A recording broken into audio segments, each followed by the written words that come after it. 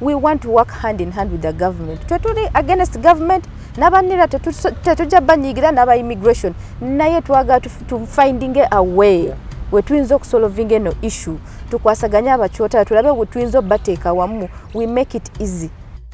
Waliwo bad drawing incident ya terrorism kati gwe bakuba mu kifaananyi era abaako ekirevu kati ekifaananyi tekirina kala n'ogamba kati we bakwatiramu nze musajja waabwe mbanyonyola ki okanya kwogera ni musoga naye ng'emigo gye bakuba kubanga n'omuntu gy'ayinza okujja n'ayiga olulimi.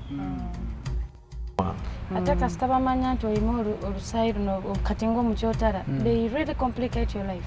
Era wogamba siina balowooza okweka ssente.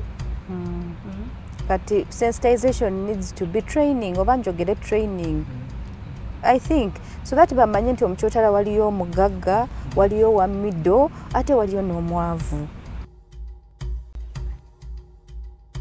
nga bulijjo Tamale & Sons Business Solutions Natete feba noddala bwe kituuka ku bintu ebyo ebikozeko n'ebipya beeyira yisi ku bintu byaffe byonna bitutunda omuli ebibajja eby'omulembe kw'ossa n'ebyamasanyalaze tutuukirira otuguze byonna by'okooye nga wabikwata bulungi ebbeeyi nnungi ddala tusangibwa Natete opposite ne Share songa mu abava ejjinja Mbale eyiganga Lugazi ne Kayunga tusangibwa Mukono okuliraana Mukono Resort Hotel essimu noti 75 noti 668 678 ne noti 774 955 Nyamusanvu 5 yefu aba Tamale & Sons Business Solutions. Wow, it is really very comfortable. It's a Tamale & Sons.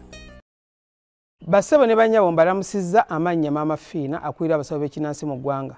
Tusobola okulabula abantu mwenna mu Uganda yonna n'ensi yonna okutwaliza awamu nti nina abafere abakozesa erinnya lyange ne babba abantu. Bali ku Facebook bali ku TikTok bali ku mikutu gyonna nga beefudde Mama Fiina. Mama Fiina oba onoonya obujjanjabi bwo weetaaga bujjanjabi obusinkana bulenga wokka Mityana Road olunaku luba lwa Sunday. Mama Fiina tajjanjabira ku Facebook, Mama Fiina tajjanjabira ku TikTok. Mama Fiina essimu ze zino 0772 45 89 64 ne 0782 95 17 21. Oyo gw'odiringa naye ku Facebook oyo mufere si Mama Fiina. Anti bayigo ku vibinga tebamanyi vibinga bakyotala omukyotala wena mu vibinga bintu birimu enjawulo oba vibinga omunyankole omutooro omukyotala there is a difference anti kati sijja babbira bibuuzo kitegeera olaba kati oyagala okwana ngono olina kuzuula alimu musaayi ki omwana bamugase mutooro na muyindi genda olabe ku muvi y'ekindi ojja tegeera kye bayita omukyotala olina oteekamu ebyokuyimba mu nkuba oleete ebimuli laava ey'okwagala omugana nesuula ku bridge oba bafunye olina okuteekamu badiya. Before media tuguse ensonga kwe tuli muzzukulu wa Kabajja Salom nze nkubuuzaako wasuza otya gye tusizaako engalo gyo gigenda gitya ensonga zino gye tukwetedde olunaku olwaleero gwali eyeeyiza okuba nga tekukwatako naye oba oli awo olina mukwano gwo gwekwatako so tugisharinge oba oli awo abantu nga bano bafune ku magezi ag'enjawulo wamu n'obwenkanya. Ennaku zino najja buvuddeko ndowooza omwaka nga gumu emyaka 2 mabega amagezi gagabera ku internafe yawo ne weesanga nti nga n'omwana bazadde wano Uganda nga muddugavu nga alina n'erinnya nga lya Luganda just nga banga akikuka ku kala nga mweru ennyindo nga nsongovu nga basobola mu mapassport namugamba nti genda oleete jjajjaawo naye esanga jjajjaawe taliiwo esanga muzadde we yatambulamu kwegamba nekibazibuwalira era abasinga obungi batasobola kubanga bafuna passport so wekigwateku abakkala zino byekubidde omulanga ne bagamba SB4 tusabayo ka time ka platform tutuuse omulanga gwaffe kubekikwatako oba oli awo tunaafunawo ku buweerero so kwe kusalawo tutuleko wano olunaku olwaleero tulumerume mu nsonga zino tulabe oba zinatuuka ku bakulu abo bekikwatako kulaba nga nabo bafunako okusanyu n'obwenkanya okubeera nga wazaalibwa nga oli mu kyotala naye nga wazaalibwa mu ggwanga Uganda era nga bazadde bo bonna bali mu ggwanga Uganda tekikujjako nti oli muganda though tikala zaawukana. Mu programu eno tujja kusaba bekikwatako gwe ng'olina ku idea ku kintu nga kino, simu zaffe ziri ku screen osobola okujja nawe ku platform yaffe eno otutangaazeemu. Tuyinza okuba nga ebisinga obungi nga tetubimanyi naye nga tukyalaga just kututangaazaamu, naye nze nga nze ne bannaffe tugamba nti omuntu tugeze nti Umaru agenze e Kenya najjayo omukyala n'amuwasa n'amuleeta wano e Uganda, oba n'akwana omukyala nga munna Kenya oba mu Sudan. Umaru yalinako omukyala yali Mujamani, kiro ekikadde kyeyajja ku kizinga. Ye Umaru yalinako Omujamani yamujja ku kizinga eyo, so namwete Namasubi eyo lwakuba nti Ndejje yalinamu obuzibu, yalina neighbor gwe yali Umaru gwetu yalina neighbor girlfriend we yali neighbor we, kati neighbor we n'agira nnyo n'omukyala kyali naye kyanga n'agenda bambi. So ndisinga afuna chance n'ayita Omujamani oyo n'amuzaalamu omwana ng'amuwasizza Umaru. Omwana oyo bambi aba bwa Umaru era bakkirizibwa okufuna passport ffe kutegeera yaffe. So tujja kusaba abakikwatako nsonga eyo bajjayo nabo batunyonyere ku platform yaffe tulabe. Naye nga tulina abakyotala bano bangi mu Uganda, abakyotala bangi naye tufunyeeyo bano be basobodde okwekubira omulango okupresentinga bannaabwe abali mu maziga abayita mu kusomoozebwa kwekumu nabo kwe bayitamu okulaba nga tuggusa eddoboozi kweyo abo bekikwatako. Era programu eno gisharinge naawe gwali eyo etuke ku bekikwatako.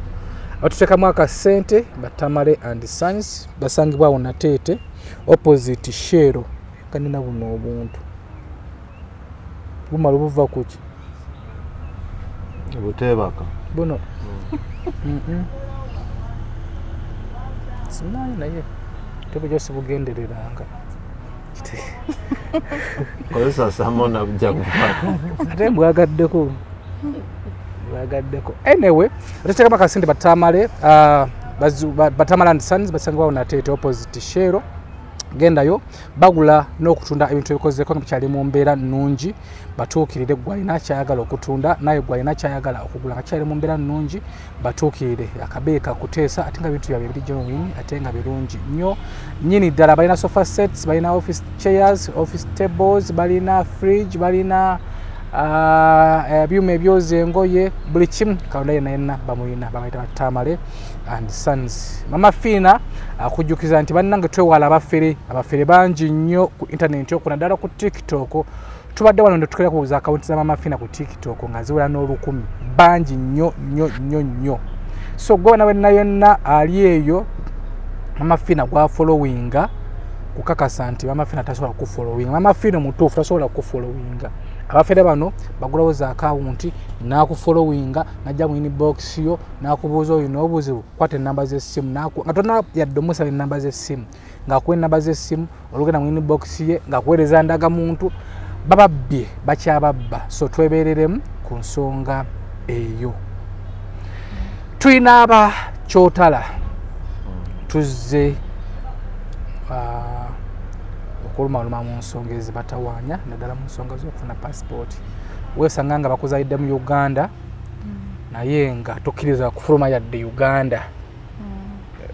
Wali agadde okugendako oba Dubai okugendako naye okitaaga passport naye nga tolina wegamba weeraliikirira nogamba obulamu bwange bwonna bugenda kubeera nga ndi wano nga sitambuddeemu. So tutandikira ku mukulu Ram tusaba tubuuza abasinga mbaddemu mulaba ku TikTok omukulu ono era TikToker tusanise okukulaba. Nange bwe ntesanise okusinkana. Oli bulungi? Alhamdulillah ndi bulungi yadde ninamu ebitusumbuwa nga twebaliza Allah obulamu. So tubuuzeeko otubeera amannya go ne gye bakuzaala. Abalabi baffe bonna beebaza okwagala nga SB4 era mbatumira ennamusa buli omu gy'oli. Abasoga koddeeyo Abaganda muli mutya muje baliko gye mutuusaako emikono. Amanya gange nze Karim Ramesh nga ku TikTok nkozesa nkora era nga leero tuzze kwogera ku nsonga etuluma nga ffe okusomozebwa kwe tuyitamu ng'abantu ab'emisaayi emitabike abalina kikala naye nga tuli bana Uganda. Gwe bakuzaala wa? Banzaala Busoga Bugiri. Town eri kumpi ne boda ya Busia ne Tororo. Erinnya ly'Olusoga gwange. Erinnya ly'Olusoga nze saafuna ntaata muyindi. Naye mama wange yalima Nangobi. So taata tugambe nti baalabaganira eyo Busoga. Era taata wange ye yajja nga mugwira n'atandikawo bizinesi. Kati olw'embeera z'okkaalo kati taata wange n'akola ekisente. Ne bakwata omuwala ne bamugabira omuntu alinawo kasente. Kati kwe kuzaala ffe product za love yajja wakati w'omuyindi. Ne mama sinti yali Musoga complete. Kati ne mama taata we Musoga. Kati ffe abajja ffe abava mu ekyo. Naye kati obuzibu bwe buviira nti baafa ffe tuli bato. Kati nga taata wange yafa nina emyaka 7. Mama n'afa nga nina 11. Era tutambulidde emikono gy'abantu bangi kati tebasobola tukuumira ebipapula byaffe. Kati awo butuuka nga nze njagala ebipapula kyatusumbwa nnyo. Era ne kati nina sister wange nga ye Ndagamuntu yaganda. Sister muto omukulu? Anzirako. Ye abeerawo? Mwali.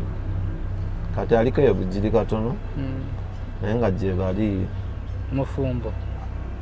Aliko Mufumbo. Kaya yangu. Ate yayanguwa biki? So mama bamuziika wayo? Mama wange bamuziika Bugiri kulimbo wenyinyi eri ku kkubo. Ne taata? Taata bamwokyera Mbale Bugiri tebokyerayo Bayindi ate we yakula mu business yava Bugiri nadde Mbale. Kati era gye yafiira ne bamwokya yali Muhindu teyali Musiraamu. Bamwokya naffe twaliko ku bamwokya yadde twali butototo naye oba ojjukira ebintu ebito. Okay, tudde ku mwanyi naffe ali mu makkati.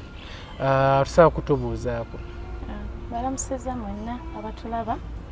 Amannya nze Samia Sheikh. Nga nsinzirira muno mwennyini mu Kampala naye nga nkulidde Mbale. Sogole w'Embale? Yes. Maama, taata ye w'Embale maama? Ye maama waggulu. Embale just nga omanyi abantu tusiba tusenguka tutambula. Tata yali mu Tata Muwarabu. Maama tata yasanga maama eno oba maama yagenda e Buwarabu? Tata yasanga maama eno. In fact tata yazaalibwa eno. Ndowooza jjajja wange ye yajja eno ng'omugwira na registeringa yajja kukola ndowooza n'azaalira eno bataata. So tata gyali? Gyali. Ate maama? Naye gyali. Bo basangibwawo? Bali Mbale. Bo balina ebipapula? Taata ye talina. Sijja kulimba talina. Are you interested in upgrading your sleeping and bathing experience? Then Ziwa & Sons is the right spot for you. We sell blankets, bed sheets, duvet covers, bed covers, mattress protectors, mosquito nets, wardrobe, all closets, towels, bathrobes, pillows, traveling pillows, cushions, shoe rack, dyeing rack, and ironing boards. Buy all your favorite products online with comfort from your office and workplace, home, hostel at a go from our website www.ziwaansons.com and have it delivered to your doorstep. Call us on 0705 364 749. Ziwa & Sons, where comfort and luxury is a pleasure. Nenga ebiseera ebyo nga bino ebya national ID tebinaba kujja. Yali alina buno bu ID bwe beekolera ng'obwedda nga bw'omanyi because yali alina ne right of voting. So njagamba by then beyita bana Uganda. Yeah. Nenga essaawa zino talina tafunanga. Tata ali myaka ngemeka? Ali myaka nga 65. Naye nga yazaalibwa mu Uganda. Yes. Yeetaaga okulambulako kuba kati abantu we bati ate wabanga azaalibwa mu Uganda nga mwangulidde myaka 60 plus. Yeah. Anyway. Ate Shira? Yes. Nze bampita Shila Kodra. TikTok handle Shila the Bachotara TikToker. Mbanzalira Kasese. naye nze mama wange ali mixed ne taata ali mixed. Kati bali abo original tugambe omuyindi yamitinga Mutooro be bali abedda during railway work line ng'abayindi baze kola railway so tetubamanyi naye information naye empapula ya documentation tetugiina so osanga nga tufuna challenges mostly bali mixed kubanga nabo bakubuulira nti leeta taatawo naye ali mixed ayina okwenyonyolako leeta jjajjaawo naye ali mixed ayina okwenyonyolako so tuba twetaaga ziri documentations ezitali ezimu zaabulira mu wars ezimu omanyi families tezikwatagana most of the time so bibula this information ebula naye ekintu kyenze nga ndaba nti ensi ezisinga including Uganda tebateekamu system eketeringa for the mixed race bakkiriza abagwira kujja ne bawasa abaddugavu tubayita abaddugavu ab'ensi ya Uganda ne batateekako bukwakulizo okiraba kati omuntu abafunye omuganda tugeze nti muyindi pastor abagase seeka abagase mu court we bagenze kwaki temugezaako okuteekako system where they can be advised nti bano abaana mubayigirize ennimi mugezeko kunakani ku embracing amanya agabana Uganda in that bano abaana bafitinge mu society kati wengambira Ministry of Culture na Minister of Internal Affairs singa bajja wamu ne bafindinga a way okujjayo bali ba mixed mu kitulu we bekwese kubanga kitufu bekwese so that they can fit in society nabo ba feeling nti bali part of us ekyo kintu kisinga bakikola dda ne I think now is the time so tutunera ku mbeera tulese wano okusomozebwa mwenga abakyotala kuli ludda wa omuntu ali eyo yeetaaga okumanya in details okusomozebwa musinza kufuna wa mostly munira ne immigration tutandikira munira munira kubanga baba baga documentation okulaga nti oli muganda kati bwe ntuukawo ne ngamba ndi Mutooro ate sifaanana Batooro okitegeera pure Mutooro ati nnyo Abatooro abasinga bali mu Lukyotala twali mu Mina omumanyi naye Mukyotala naye Mukyotala so ne weesanga nga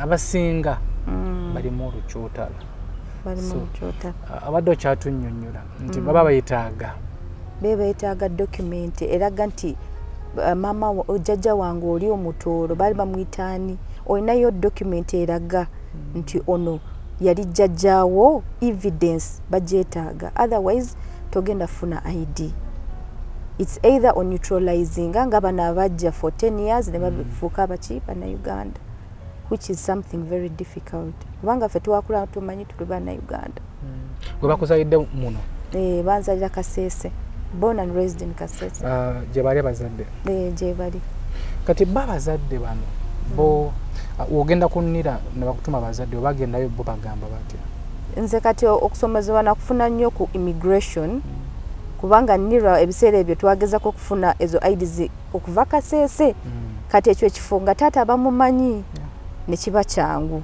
which is difficult kubana Bakyotala bakoleranga wano e Kampala aze kubeera wano wabatakoledde mu kyalo kye bamanyimu afuna challenges ne challenge najifuna ku immigration in that naleta mama wange nga yaga ku renewing a passport nga nange nali renewing ali almost 60 years ne mamubulira tali mu na Uganda nagamba ndi mixed wekinyankole olulimi alumanyi ne bagamba gendo leto omuntu anabackinga up your identity omuntu we baba baagala aluwa baba baagala kyamani wa ku kyalo baba baagala wa kikakyo omuntu wa kikakyo ate most especially omuntu wa kikakyo nga ava mu zino 65 tribes kati bo bagamba nti mweyo family yo like your family the big extended family joina why no kubeeramu munyankole pure si just nti mixed pure oli nti munyankole gwe bayita omunyankole ajagambe nti so nimbamanya ni barugamba ra like this like that anyonyole ekikakyo nti akitegeera mama nagamba balwala abamu baafa nkoze ntya neetaaga passport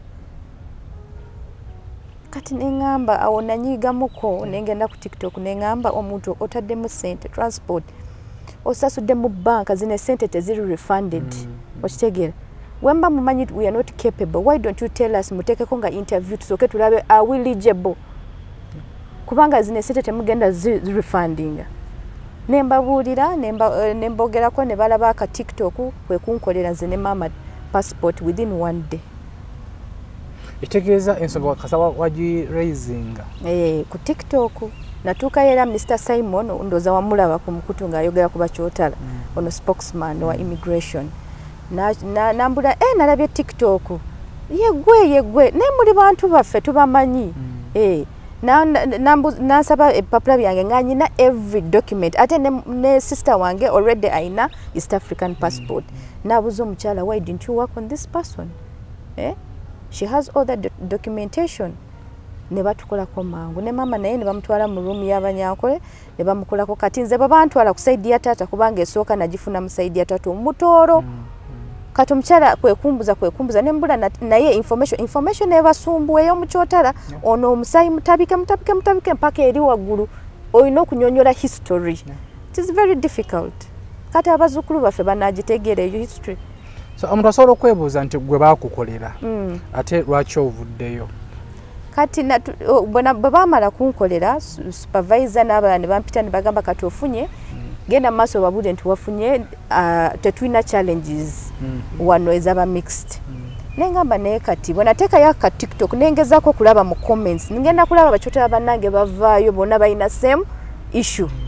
Nengamba olaba nze mbadde renewinga ne bansumbuwa okitegeera kati bana abatafunangako ate what grounds do I know nti after 5 years the same thing will not happen? N'omwana wange tajja kufuna buzibu n'obuzukulu wange tajja kufuna buzibu. Nemputa kinkuteko kyankwatako nnyo ku mutima nengamba sijja kustopinga leka ndabe way forward. How can we deal with this issue? Kati mwenga bakyotala mufunamu kadde ne mu meetingamu ne ngaleke nga meeting kuba tulabye abantu bangi wesanga nga abasudani ba meetinga somewhere ne wesanga edda waliwo abukalenda abakongo bakuŋŋaana nosanga abakongo nga ng'olukumi abali mu meeting ne wesanga nga abayindi waliwo ba meeting nga mu kibuga awo. So mwenga bakyotala mulinako wakadde mu meeting amu ne mulumalumamu bebakwatako? Twali tulina group era tukyayinako groups eziyinza okutukwasaganya. Twakolako n'akani meeting yaffe esooka yali wali ku Centenary Park ne tubakyaza ntwogeramuko nabo ntulaba way forward. Naye ekizibu kijja wano nti ffenna tuli musayi mutabike. So walimu challenge kubanga tulina omukyotala w'ekisoga w'ekiganda w'ekitoolo okukwasaganya bano abantu. It's very difficult. Kyova olaba tuvaayo. We want to work hand in hand with the government. Twetuli against government n'abanira tetujja banyigira n'aba immigration naye twaga to finding a way we tuyinza okusolving eno issue tukwasaganya abakyotala tulabe we tuyinza bateeka wamu we make it easy. Ngaboze ng'olaba nga bagamba tusosola but why does it come out like that? Kubanga tewali eri mechanism etuleeta wamu neetereza ekintu nti tufitinge mu society. So na malanga temufitting. Tetufittinga. Eno side yabagwira bogenda wo muyindi akulabanga ekintu ekirala kubanga eno omusayi. Okitegeera. Eno side mwe bwe mulaba omukyotala omulabanga ekimuli.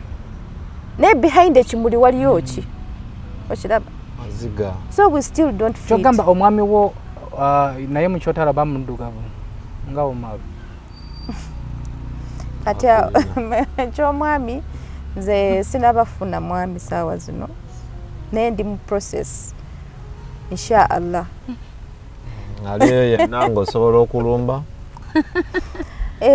ebintu byakutegeragana kuba like otya baddugavu otya tewekiririzaamu nga manyi nti bagenda kusosola kubanga tulabanga watusedda otusedde okunyenya watuukadda sajja baba bayambadde saati za white basibye anti bayiga okuvibinga tebamanyi vibinga bakyotala omukyotala olinamu vibinga bintu birimu enjawulo oba vibinga omunyankole omutooro omukyotala there is a difference anti kati sijja babbira bibuuzo kitegeera olaba kati oyagala okwana ngono olina kuzuula alimu musaayi ki nti omwana bamugase mutooro na muyindi geno labe ku movie ekindo jategera kibaito mu kyotala nawe onoteka mu byokuyimba mu nkuba olete ebimuli lave yokwagala omugane sula ku bridge obo bafunya onokuteka mu badia bagale byo mbafulume mu nkuba omukabi omiteshira ali eri kabaliko nakulingiza before twogera amazima bana abane wafe ngamanyi tukuze balaba movie ya kindi kati love je be expecting eri yo mu movie goli mufumbo siri mufumbo kakati shira muganda wo shira si muganda wange ati gwe love gimanye yekiyindi anti kati nze nange njagala omuntu nga alimo olusoga ze teri kintu kyenjagala kunsinga busoga njagala nzire mu nzaale ow'erinnya lya maama wange njagala nzaale bannango bibangobi tegedde asoka kabatusumbuwe kuno so anyway Ram gwe wafuna passport nagifuna naye nga nayita mu buvubi nendaga muntu naye nga natoba nina anti wange bambe na connections era anti Farida nkweyanza nnyo yazanya party ya amaanyi kubanga kyali kiganye before nga ntya n'okutambula jukira waliwo time awo kumpi ne CPS ebyo ebintu ebijja incidents ezibeerawo kati n'owulira ate buli kifaananyi kyebalaga waliwo badrawinga incident ya terrorism kati gwe bakuba mu kifaananyi era abaako ekirevu kati ekifaananyi tekirina kala n'ogamba kati we bakwatiramu nze musajja waabwe mbanyonyola ki wengenda okuviira eri abantu okujja okuwoza nti ndi mwana w'ebugiri kubanga tawuni yonna emmanyi eri nze omu ku balina obuvuyo kati ogenda okuvaayo ng'emigo gye babakubye SB4 n'ekirevu nga tolina kyonyonyo okanya kwogera ndi musoga naye ng'emigo gye bakuba kubanga n'omuntu gy'ayinza okujja n'ayiga olulimi asobola okwogera olusoga asobola okwogera oluganda naye kati kiki ekitwawula nti ninako wootandikiddwa nsanze nendaga muntu mbalagane n'abazadde bange olinawo osobola obuuliza naye kati onkutte nze alina okunnyonyola bane nina anko wange bamuyita gundi nina anti wange eno kati enamba osobola okukwateza kika kyo mu mutwe esimu bagikuttedde eri eri kati ebintu ng'ebyo byali bintiisa era nze nali sizunga na kunoonya ssente nga sirina binjogerako nti awo oyinza okuba wakagenda booti ne bakukwata kati olaba kati nga leero nzize ndaba bayoolaba nentambula nvimba ninendaga muntu ogenda kuntwala ate kati kigenze nga kinyamba nti nekolera ne kulinnya kati buli woyita at least waba akubira jambo so olowooza okubanga gw'olina passport neshira nga alina passport olowooza yo nira atekoze ogwayo internafeya yo tekoze ogwayo naye kati nze ekinemezaamu olaba nasanga shira nga atandise ekintu kye nekinkwatako jjukira nange ninayo mwanyinaza atasobola kwogera waliyo abakyotala nga baavu tagenda kujja ku smartphone awogane nga ne buno obusentesente bwe bakusaba okuteekamu okutambuza ekintu kyo bambi tebabulina gye bali SB4 ofuna olunaku njagala nkutwale nkulage ewaffe ebujjajja irundu eyo ne bajjajja bange nga basoga bakojja nga basoga bennyinyi kati nabo amannya olaba kati nganze amannya gange nze simanyi nawe nagafuna era nze nanyigira amannya gange kubanga ndi musiraamu na muhindu amannya gange lino lya Abdulsiramu Abdul Karim kati Rameshi linnya lya Bagwani kibumbe kibali kye basinza kati kigatta nti taata wange yali asinza bibumbe bataddeko afudde banfudde omusiraamu kati nina amanya nago tosobola fitinga kubanga ogenda mwezo kangambe international organizations n'oligowadde ekintu kyatunula amanya n'agamba ono taabe mufere kubanga ndi mu ddiini bbiri kati ndi musiraamu nze ne kati ndiko kiri ekikwate nti lwakuba linnya lya taata wange naye nze njagala lyegobako ng'omuntu kubanga sinzikiriza yange so obubaka musobola okuba internafeya mmwe babakolako naye waliwo bannammwe nga bo tebalina yadde busobozi n'obwogerezi okola nga basobola okukolebwako bafune paasi kubanga ayogera ne ku nsonga nti omusoga ava eri ajje wano eyandigenze ebusoga naye gwe tomanyi lwaki abajja wano nga alaba nti wano bayinza omumwanguyirako mumuyamba naye ne ka transport kaba ataddemu wallahi bayinza okukanoonyeza mu bulumi ne bakubira ate mu abali eno mu Kampala mutuweerezeko ku kasente omwana afuna abaana baagala genda ku kyeyo kubanga ne ku TikTok kuliko abakyotala naye just olwokuba abatafunye kiri kakisakisa mwebali waliwo omuwala baali bamuyitani nga bali mu biyumba nendowooza neyokulowooza nti tulina ssente kati SB4 gondabyeko tonsanga nga njiriba kulabya nnyo ng'oyiriba bawonye gye twoguddeko eyo naye yonna kunoonya kubeerawo. So Shira, bobaka kibasobola okuwa internal affairs ku bano abateesobola abakyotala abali eyo nga bali mu byalo oba oliawo nga talina yadde n'endaga muntu ng'agenda gifuna atya nga kala ekyukagana ate nga nzaalwa ya wano bobaka gye basobola okuwa ekisooka tubasiima nnyo abannirwa n'aba immigration kubanga bagezezaako okutuyita nitwogera ku nsonga naye badde nsaba ba employees abannirwa ne immigration mugyewo bias bias yesinza okuleeta ebizibu yo law eri clear ne bias mu zino bodies ng'ogenze mu office omuntu n'akulaba kala immediately n'akola comment eri segregative oba discriminative toli munauganda muddeyo ewammwe gwe oli muganda waawa ofaanana bwotyo si gwe nsoose okubeera nga boogera ekintu ekyo nti olutuuka eri bagambirawo tuli munauganda muddeyo wammwe mwatutama waliwo omunyalwanda omu gwe nakyaza olanjibwayo naye nangamba nti bakimukola naye nga bamuzaalira wano so ekintu ekyo tukimakinga clear bekikwatako bayinza oba tebakimanyi naye nga kiri mu bakozi bano tebakimanyi anti obuzibu bwonna buva nti ono ali ku toopu atuma kati bano bootumye abaana oluusi oteekawo ba businessmen nga yajja kukola kasente kati gwe wajja n'ategeera embeerayo nga togenda vaamu ajja kukusabula gwe omuvira akoleko oli addako alina kyagenda omuwa ate kasita bamanya nti olimu olusayi luno kati ng'omukyotala they really complicate your life era wogamba siina balowooza okweka ssente kati sensitization needs to be training oba njogere training I think so that bamanye nti omukyotala waliyo omugagga waliyo wa middle ate waliyo n'omwavu nga mu abannayuganda bannaffe fenna we are struggling tuli munsi yemu because ne challenge tugifuna ng'ofuna emirimu okimanyi ekyo ate ne language gye bakozeseeyo ku immigration bakambwala kati noono senga ali eka atya n'okugenda era abannirwa n'ababuulidde omukazi ko omukyala wa nnirwa n'ambuulira nti ezo societies muffe empisa za society muffe nga referringa kwabo ba employees kyova olaba tulina okugezako kubabuulira bakyusemu mu nkola kati jjajja wange bw'ojja n'omukambwalira already tulina obuzibu bwo to identify ourselves nze mwenyini nja kutuuka wonna naagira simanyi nalinnya lyoli jjajja naye I'm trying to connect clan sigimanyi I'm trying to connect naye kati bw'okambwalira genda kufuna mufiya tandika okwogera ebintu ebitakwatagana then immediately you disqualify me so when it comes to us mugezeeko bambi accept us muleke kubeera ne bias mugijjewo ekyo kyembasaba kyokka aba employees so ku SB4 media tugusa ensonga ate obaka bwoweereza omukyotala ali eyo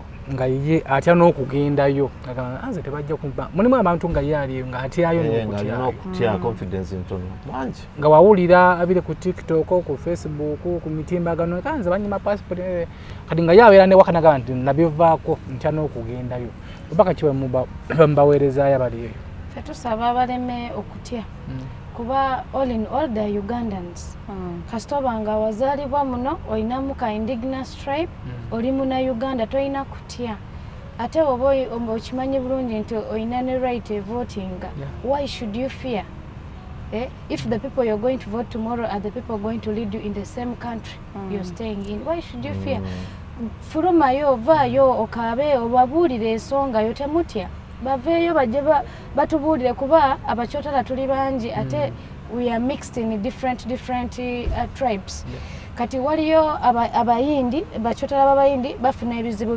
byanjawulo nnyo ate n'omuwarabu kati olaba ne kala yaffe nti ekyuka nze maama mukyoli akabulaaka mwekali nnyo okalabirawo kati nze nyinza okutafuna ekizibu ono kyagenda okufuna so buli we banaavaayo ejja kuleka oli naye agenda otuyamba akitegeere alabe engeri gyagenda okuyambamu noono omweru ennyo nange omuddugavu alimu akasaayi ako ate nensaba nnyo abantu abakyotala abali eyo nti bambi mweyagale nnyo bino ebintu by'okuteeyagala bye bituleetedde ffe okubanga tufuna ebizibu okutuuka nti wano mu Uganda n'abannauganda bennyini batusosola kitandikira mu ffe twesosola naffe tulina mukaali ono mwana ono alimu omusaayi omwino ono muwalabu wekaali ako kati SSB Fonze nkukakasa nti omwana wava mu mixed race ey'omuyindi nti agenda kufumbirwa mu mixed race ey'omuwarabu there will be some discrimination ajagamba abo bakiyindi ffe tetwagala bakiyindi twagala bakiwarabu naye ate balimu oluteeso ffe tetwagala bateeso ffe twagala banowe okitege ebintu ng'ebyo abakyotala bagenze kuwasa ate walala bafuluma mu Uganda ate ne beesanga ate nga bawasizza ate bewasizza bokubo bambi mbasaba nammwe abakyotala abali eyo nti woba okimanyi nti oyagala okufitinga mu country yaffe Uganda ate batu embracing naffe tulina first of all to embrace the Ugandans tuba embracing tubagalize ebirungi ate tubagalize n'abaana abaffe our sisters abali eyo muleke kudibira mu mayumba oba waliyo omusajja omuganda muki genda ofumbirwe nze ndi mufumbo egoli mufumbo nze ndi mufumbo omwami muki muganda mukyotala mu SB badde nsaba ebyo tubireke badde nsaba ebyo tubyogerako nyaawo naye point blank suula yakagambo yeah baleme tutawanya bajja tutawanya abatanze okubira SB4 abadde bakwagala kati bagambye bagamba oli mufumbo mwami wujja ali bamuyita gundi kale yandi n'omusajja nja kukomaawo nti ndi n'omusajja kati emikolo kyetegeera emikolo gikkirizibwa gikola bagikola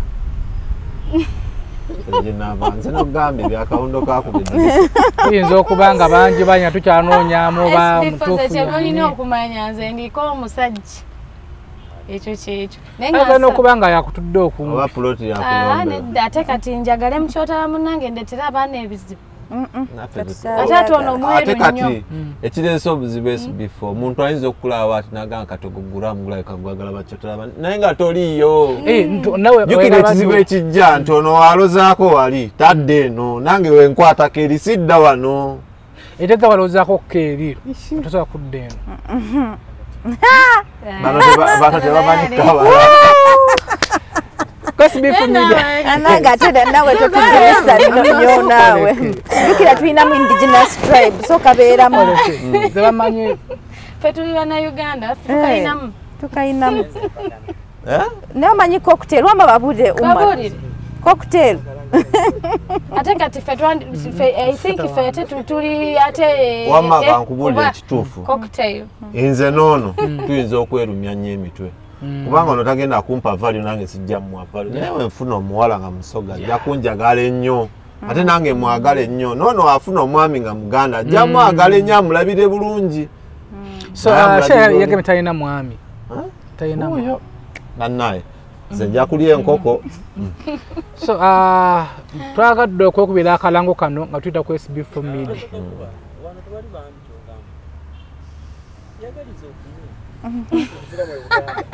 omusajja agiremesezza okuyingira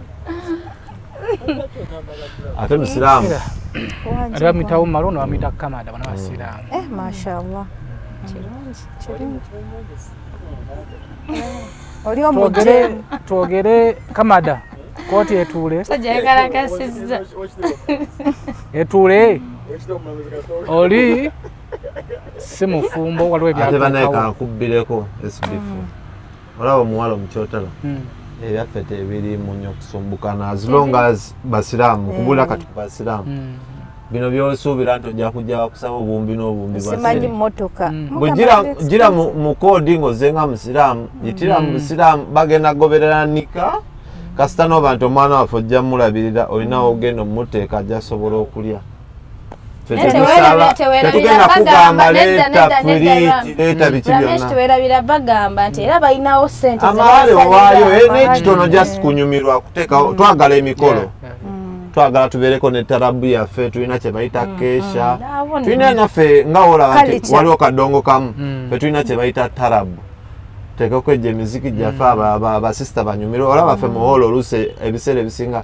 tetwegatta basajja n'abakazi abasajja tusigala mu parking tuleeta bakazi ne babeera awo eyo outing yaabwe era bw'oyagala okulaba bakyotala babeera kuzyaluse embaga mu tarabu balina kyakayirako abakyotala kati nkugambye ku mbaga nja kuyita lumola olitegeera obungi bwaffe olaba kyembadde njezako kubula bannayuganda bannaffe aba indigenous tribe togenda ku expectinga nze ali mixed omutoolo mbere n'empisa nga zooli omutoolo omuddugavu kali kyeyawukanamu tukkirize tugaane nabwe baba protectinga waka egenda kubeera different kwoli even the values byendya ndya pirawo mpirya chapati ndya biki neeri ajja matooke ate naye mutoolo nange bampita mutoolo firinda kalo ate nze nyinza obutabyagala nnyo okiraba so kino ekintu society elemeddwa kukitegera nti walimu difference however much I would say I'm proud of bagamba nti muli expensive nnyo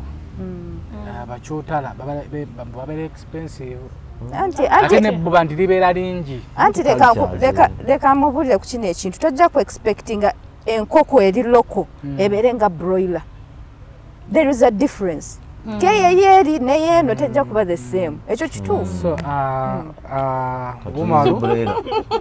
umalu owulira batuyita so anyway ku SB Family tugusa ensonga umalu ndowooza owulidde bulungi gwatali mufumbo agira zinoonya mpola programu eno gishalinga etuukeyo eyo ku bannaffe ababeetya tugenda kuva wano batanike nti mpa ku nnamba ya Shira mpa ku nnamba ya Ram nga baagala si bya laavu nga baagala okubeebuuzaako kuba singa manya nti Umalu yagenda ebweru ku kye yamaze emyezi 5 bamwaka azimbye ennyumba nja kumukubira mwebuuzeko kikoze otya wagenda otya so namwe bannamwe bajja kwagala okunoonya ennamba zammwe beebuuzaako mwakikola mutya mwayita mu process ki banga mwafuna passport tosobola bawe ennamba yes tutandikira ku ya Shira eyange 0756 23 50 35 ngabe namba 778021331 eyange eri 0752 706505 bakyala bensinga okwagala okuyamba okitegedde ensonga eyo giwulidde ku SB Family tugusa ensonga nako kavuddewo balogana box nyamba penamba yo naye nga tuteekamu akasente baziwa and Sons basangibwawo ku Mukwana Arcade Ziwa and Sons batuleetera nno kalonda yenna kozesebwa nsonga za beddings batutegeeza nti masuuka blankets duvet covers tawero butimba bwansiri pillowcases umara bitegere bulungi bemunyonyole oloka mattress protector kabeera ukamanyi kayamba ku baana abagira mattress protector okala ku mufaliso tekayitamu mazzi kati bakaguzaana bawasiza abasheshe oba shiro okamanyi nkagala ojja kumpa ennamba ya nobanga ku myaka egyo tukakozesanga nakobuna tukamanyi nakamanya awaliwo kali akabaana bafuka tugenda kudda wali ante ekintu ekiteeka walala omutegera naawe ate odda kumanya mugaso gwako bokala ku mufaliso nga kayamba ku protecting nobanga onywa dda amazzi mulimu abantu abanywota nga baluma ekiro ng'anywa amazzi by mistake asobola okuwa amazzi ku mufaliso abaana bafuka ku buliri nakyo kiyamba okajjako bugino okasookinga mu omo okajja gakulukuta bukulukusi n'oyibweri akonga kamaanyi ositulamu nketaaga okay okasanga waziwa gayika buyisi like you just pour the water okasanga waziwa and Sons bakola ne delivery paka ewuno ku mulyango era okira obulungo oli serious aze mukubira tuba tuli wali ku gate nga katuuse ng'oketwalira kaba kammeka mujja kutugira kukuba waliwo akali waka ewuwo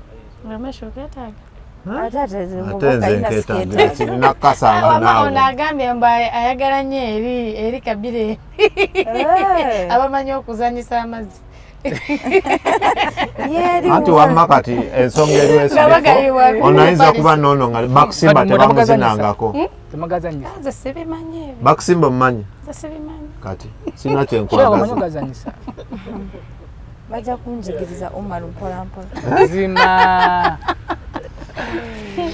anyway Ziwa and Sons nkutumiddeko nnyo kati tumiddeko ne mukwano gwange owa Crown Japan Katwe Saalongo munnange nkutumiddeko yampa ekirabo nkutumiddeko nnyo ali awo Katwe atunda ebyamasannyalaze byonna Kalonda yenna ebyamasannyalaze abitunda nga bipya genda yawe Katwe awa ku kizimbe kya Glory Church wanyinyinya awali Glory Church wasangibwa tumiddeko ne Nalongo mundabire ne Tamaland Sons ye ali Natete opposite Shero wamusanga ye utunda n'okugula Kalonda yenna owewaka sabebera nga bikyali mu mbeera nnungi gwayagala okugula mutuukirire ayagala okutunda ebintu ebikozeko nga bikuma bulungi mutuukirire olina ekitando kikooye naye nga bakikuuma bulungi genda yakuweemu akasente so n'okutopingako n'akuwa ate kiri ku mulembe amuyita Tamale and Sons